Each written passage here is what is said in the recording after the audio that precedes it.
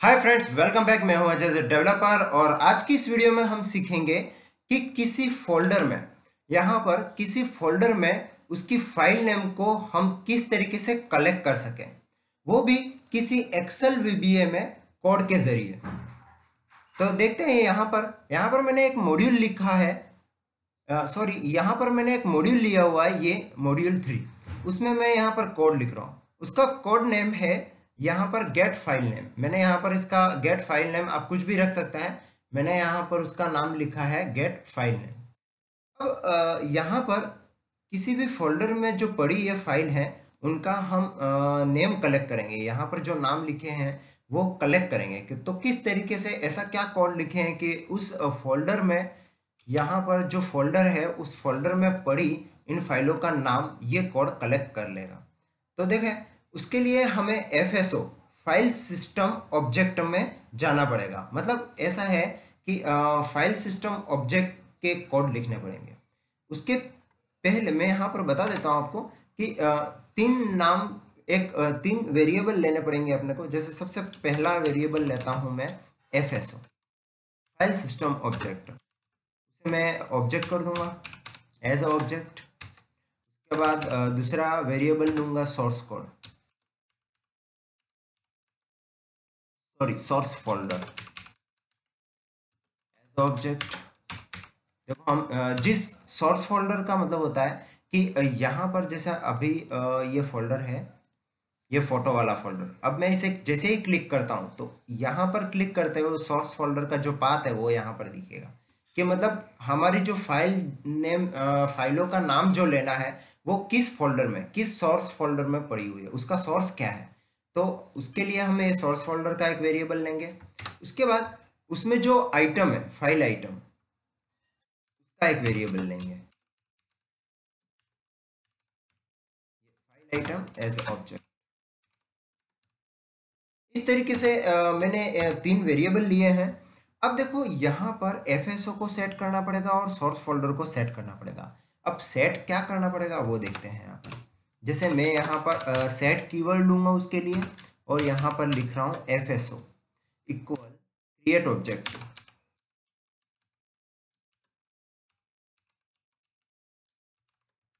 Create object में यहाँ पर लिखूंगा scripting dot file system object.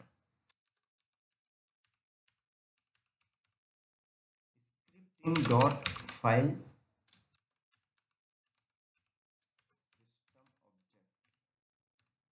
ये देखो मैंने लिखा, एक बार स्पेलिंग में चेक कर लूंगा। देखो, स्क्रिप्टिंग फाइल सिस्टम ऑब्जेक्ट। देखो सही है स्पेलिंग। अगर स्पेलिंग गलत होती है तो यहाँ पर अपने को कहीं ना कहीं रुकना पड़ता है, ये एरर आ जाता है। अब लूंगा सोर्स फोल्डर को,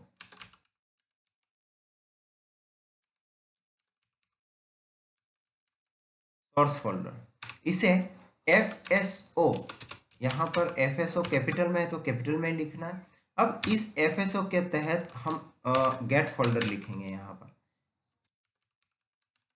फोल्डर को लेना है, कौन सा फोल्डर है तो उसका जो पाथ है वो यहाँ पर लिखना है। गेट फोल्डर का मतलब जो फोल्डर में पड़ा हुआ है अपना डेटा। जैसे यहाँ पर मैं बैक करूँगा, देखो ये फोटो वाला फोल्डर है। इस फोटो वाला फोल्डर में अपने को ये फाइल, इन फाइलों का नाम लेना है।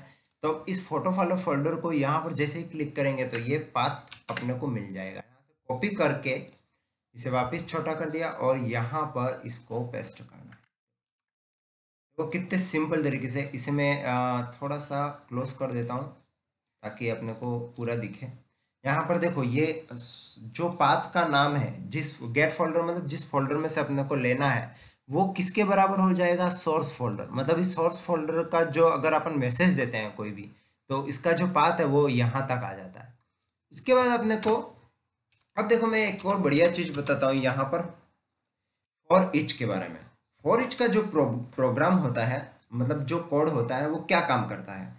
फॉर ईच का मतलब किसी ग्रुप में से किसी एलिमेंट या फिर किसी मेंबर को निकालना, उस ग्रुप के मेंबर को निकालना, मतलब उसको कलेक्ट करना, यही काम होता है फॉर ईच का। जैसे ही यहाँ पर हम, एक फोल्डर है, फोल्डर एक ग्रुप है, और ग्रुप में पड़े जो ये फाइल नेम है, फाइल नेम जो है वो उसके मेंबर है, वो उसके एलिमेंट है। तो इन फाइल नेम को निकालने का काम फॉर ईच करता है। तो फॉर ईच मतलब किसी ग्रुप में से उस एलिमेंट को निकालना। जैसे मैं यहाँ पर लिख रहा हूँ फॉर ईच, जैसे हम निकालेंगे क्या, फाइल आइटम। ये फाइल आइटम निकालेंगे इन मतलब किस में से, उस सोर्स फोल्डर में से।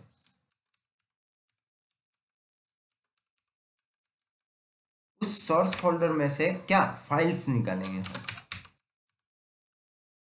ठीक, यहाँ पर ओके करेंगे, देख लेते हैं हम क्या गलती कर रहे हैं।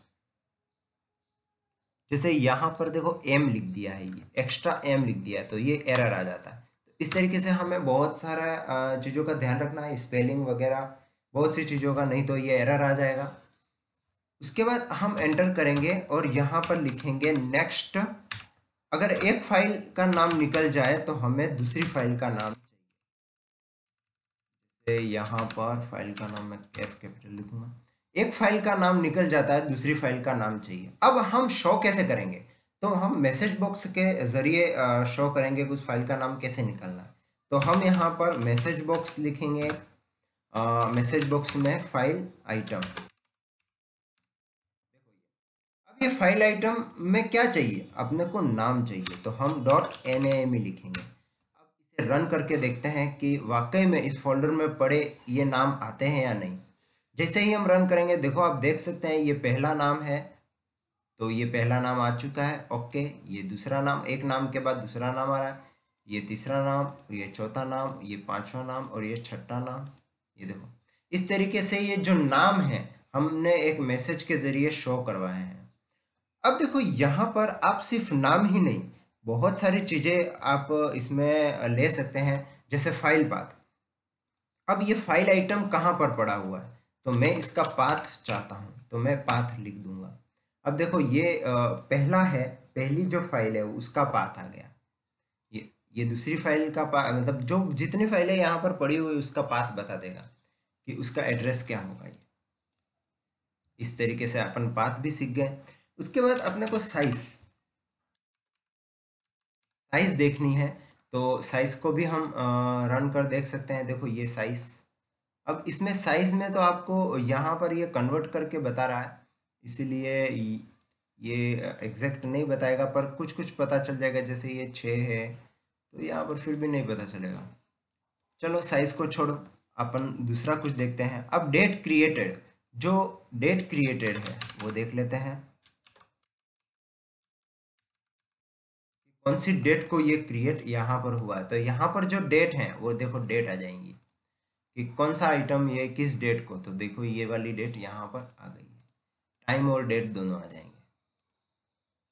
ठीक है, तो इस तरीके से आप किसी फाइल आइटम का नाम सहित उसकी सारी डिटेल अगर निकालना चाहें तो निकाल सकते हैं वीबीए कोड के जरिए।